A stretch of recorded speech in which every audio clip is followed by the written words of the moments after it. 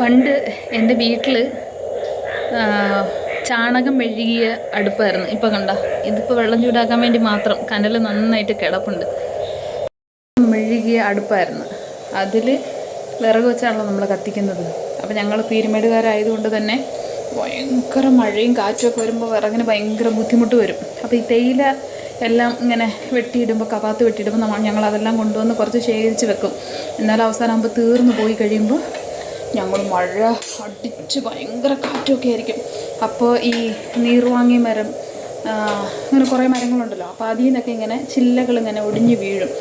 ഞാനും എൻ്റെ അമ്മയും ഒരു പണ്ടത്തെ ഇത് പ്ലാസ്റ്റിക് കൊണ്ടുള്ള ഒരു ഇത് തലയിലിട്ടിട്ട്, കൊങ്കാണി എന്ന് പറയും ഞങ്ങൾ, അത് തലയിലിട്ടിട്ട്, നല്ല കോട്ട് പോലും ഉണ്ടാവില്ലല്ലോ, അത് തലയിലിട്ടിട്ട് ഞങ്ങൾ വിറക് പെറുക്കാൻ പോകും. മഴ നനഞ്ഞ് കാറ്റത്തും എവിടെ വന്ന് നോക്കി ഒടിഞ്ഞു വീഴുന്നു. ചില സമയം മരം വന്ന് ഒടിഞ്ഞു വീഴുന്ന നമ്മുടെ ദേഹത്ത് തട്ടിപ്പോവും.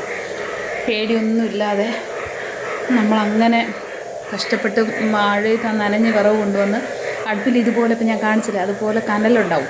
ആ കനലിൻ്റെ മുകളിലും വിറകൊന്നിൻ്റെ മുകളിലൊന്നായിട്ട് വെച്ചിട്ട് രാത്രി മൊത്തം അങ്ങനെ വെക്കും. അവർ നല്ല ഉണങ്ങി കിട്ടും. രാവിലെ ആ വിറകെടുത്ത് മാറ്റിയിട്ട് കത്തിക്കും.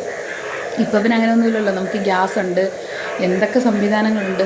ഞാൻ പെട്ടെന്ന് ഇങ്ങനെ തീ കത്തിച്ചിട്ടുണ്ടെന്നപ്പോൾ എനിക്ക് ആ പഴയ ഓർമ്മ വന്നു. മഴയും കൂടി ആയതുകൊണ്ട് അത്രയ്ക്ക് കഷ്ടപ്പെട്ടിട്ടുണ്ട്.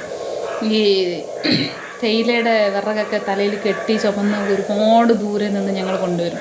അതുപോലെ വെള്ളത്തിന് ഒരുപാട് കഷ്ടപ്പെട്ടിട്ടുണ്ട്. പക്ഷേ ഇപ്പോഴത്തെ തലമുറ എനിക്ക് തോന്നുന്നു ഭയങ്കര ബ്ലെസ്ഡാണ്.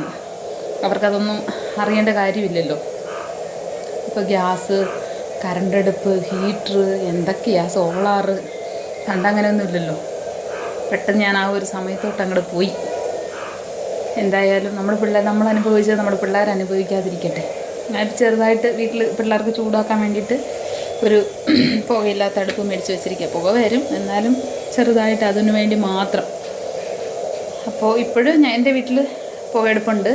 അമ്മ പുകയെടുപ്പിൽ ഇങ്ങനെ ഊതി ഊതി ഊതി ഊതി ഊതി ഞാൻ കാണിക്കാം, ഊതുന്ന ഒരു സാധനമുണ്ട്. ഇതാണ് ആ ഊതണ കുഴൽ. ഇത് വെച്ച് ഇങ്ങനെ ഊതി ഊതി ഊതി ആ പുക മൊത്തം അമ്മയുടെ ഇങ്ങനെ പോയി നമ്മളൊക്കെ കുറച്ച് പഠിക്കാനൊക്കെ പോയി ഹോസ്റ്റലിലൊക്കെ പോയപ്പോൾ പിന്നെ അത് ചെയ്തില്ല. അമ്മ ഇപ്പോഴും അത് ചെയ്യുന്നുണ്ട്. അപ്പോൾ അമ്മയ്ക്ക് ചെയ്ത് ഇപ്പം അമ്മയ്ക്ക് ശ്വാസം മുട്ടല്ല. കഴിഞ്ഞ ദിവസം ഹോസ്പിറ്റലിൽ കൊണ്ടുപോയപ്പോൾ പറഞ്ഞു ഇതുപോലെ ഇങ്ങനെ എന്തോ പുക അടഞ്ഞിട്ടാണ്. അപ്പം അത്രയൊക്കെ കഷ്ടപ്പാട് അനുഭവിച്ചാണ് നമ്മുടെ അമ്മ, എൻ്റെ അമ്മ എന്നെ വളർത്തിയത്. ഇന്ന് ഒരുപാട് സൗകര്യങ്ങളായി. എന്നാലും ദൈവം എത്രയൊക്കെ കൊണ്ടുവന്നില്ലേ. ജസ്റ്റ് എൻ്റെ ഒരു അനുഭവം പങ്കുവെച്ചു. അപ്പോൾ നിങ്ങളുടെ വീട്ടിൽ ഇതുപോലെ ഉണ്ടായിരുന്നോ എന്നുള്ളത് താഴെ കമൻറ്റ് ചെയ്യണേ.